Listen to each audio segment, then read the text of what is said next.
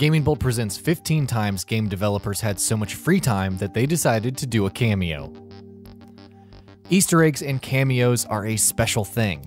They make games so much more enjoyable than they normally would be, even though they don't really change the game in any significant way. The joy of finding them in and of themselves is what makes them so good. Finding a game developer featured as a cameo in their own games is one of the most awesome things you can hope for, since they usually result in funny, amusing, and memorable moments. It's not all that common, admittedly, but when it happens, it's something special. In this list, we've combined what we feel are the 15 best instances of video game developers featuring themselves as cameos in their own games. We might have missed some games, or there might be some entries on this list that you do not agree with. So, as always, speak your mind in the comment section below. HIDEO KOJIMA, Metal Gear Solid 5, Ground Zeroes, and The Phantom Pain. Anyone who's played Ground Zeroes would know that this specific cameo by HIDEO KOJIMA is not all that subtle, or all that insignificant. HIDEO KOJIMA's cameo in the game proves to be the catalyst for an important and rather enjoyable side ops mission in the game. Big Boss's attempts to rescue Kojima are thrilling, and when Kojima joins the intel team at Diamond Dogs, Kaz Miller makes it clear that he is one of the most important and productive members of the private army. SHIGEKI MORIMOTO, Pokemon Sun and Moon. The Game Freak team always makes an appearance in every single mainline Pokemon game, and SHIGEKI MORIMOTO, who's been involved in the series since its inception and grown in importance with every single game, was a secret boss battle in Pokemon Sun and Moon, like he was in Black and White and Black 2 and White 2 before that. Sefton Hill, Batman Arkham Knight. Arkham Knight has a great opening sequence in which we see the beginning of Scarecrow's attack on Gotham through the eyes of a police officer. But did you know that when you enter the diner, there's more to that scene than the attack? At the very beginning of the scene, an NPC can be seen in the background that looks like the game's director, Sefton Hill. AKIRA TORIYAMA, Chrono Trigger. Chrono Trigger will always be remembered as one of the greatest games of all time, and it's tiny little things like these that add so much to its greatness. In one of the game's many endings, if you do a lot of specific things in a specific way, the game allows you to speak with characters that are actually a part of the game's development team itself. Character designer Akira Toriyama is one of them, and he uses this as a means to send a message to his kids, in case they're playing the game. John Romero, Doom 2. The legendary designer is known to have done plenty of things like this, and this particular cameo is quite well known among Doom fans. The final boss of the game garbles some unintelligible nonsense at you, but it's actually a secret message spoken backwards that says to kill the boss you need to kill John Romero. What's more, when you're firing missiles at the boss, it turns out that the point of impact that damages the boss is actually John Romero's hidden severed head. So, yeah, bizarre? Sure. Awesome? Hell yeah. Keiji Inafune, Hyperdimension Neptunia Mark II. Keiji Inafune, you weird, wonderful man. Hyperdimension Neptunia and its sequels may not have been anything to remember, but there's one particular thing the second game will be remembered for: Inafune's weird cameo. What does he appear as? A weapon.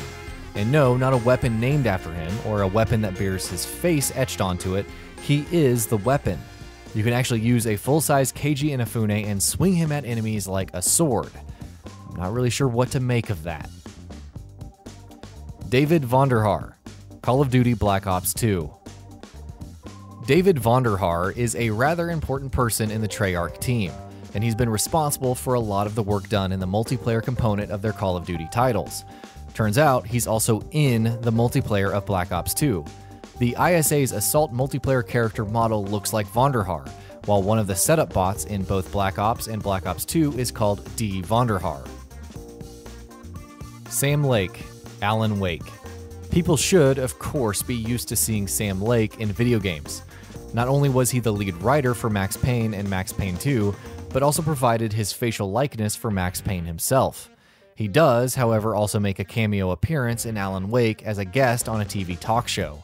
A joke and a wry smile by the man himself comes together for a short but memorable moment. Jason Jones, Halo 2. This specific cameo by Jason Jones, the co-founder of Bungie, in Halo 2 is actually rather well known. In the cinematic at the beginning of a particular mission on Legendary difficulty, you can see a man dancing in the middle of the Covenant forces, and yes, that's actually Jason Jones. Not the way you'd expect a game designer to make a cameo, but amusing nonetheless. Todd Howard, Fallout 4. In all of the ways you'd expect Todd Howard to put himself in a video game of his making, this would be the last. If you go to the Dugout Inn in Diamond City in Fallout 4, you can see a painting of Napoleon Bonaparte on the wall. However, if you look closely, you'll see that this is actually a painting of Todd Howard dressed like Napoleon. This one is rather hard to spot unless you're particularly keen-eyed, but it's definitely worth the effort.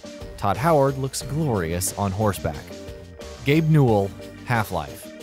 One of the most bizarre and hilarious cameos you'll ever see by a video game developer in a game. Gabe Newell is adored by a number of people, but would you want to be stuck in a small cube-shaped room where all of the walls, the floor, and the ceiling are plastered with nothing but hundreds of pictures of him looking at you and smiling gleefully?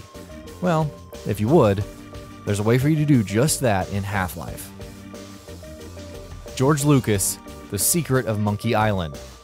George Lucas didn't actually work on the development of The Secret of Monkey Island, but seeing as he was still the owner of LucasArts at the time, the development team decided to put him into the game, as a troll no less. If you feed this particular troll a fish, he not only lets you pass where previously he was unwilling to do so, he also removes his mask and reveals the pixelated face of George Lucas inside. Dan Forden, Mortal Kombat. Dan Forden is well known among fans of the Mortal Kombat franchise as the sound director and music composer, but he also has one more particularly hilarious and rather, well, random contribution in the games. His sound often pops up to exclaim "Toasty" in a funny, high-pitched voice every now and then. It's bizarre, it makes very little sense, and we have no idea why it's there, but we love it. Vince DESI, Postal 2. The Postal series isn't exactly known for its high levels of quality, and Postal 3 is quite possibly one of the worst games ever created. But the series does have a few redeeming moments. Vince DESI's appearance as an optional hidden boss in Postal 2 has to be one of those moments. Fighting the zombified version of the man does end up providing a few good laughs on typical, crass, over-the-top Postal fashion.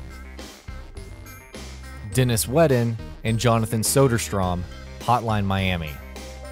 Okay, this one's actually a lot more than just a mere cameo.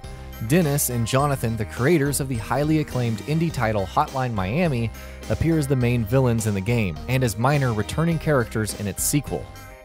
There are also a lot of smartly written, funny dialogue such as "We're independent, we did it ourselves," alluding to their work on the game, making their appearances even more special. And that'll be about it for this one. If you guys like what we're doing at GamingBolt, please consider subscribing to our channel, and I'll see you guys on the next video.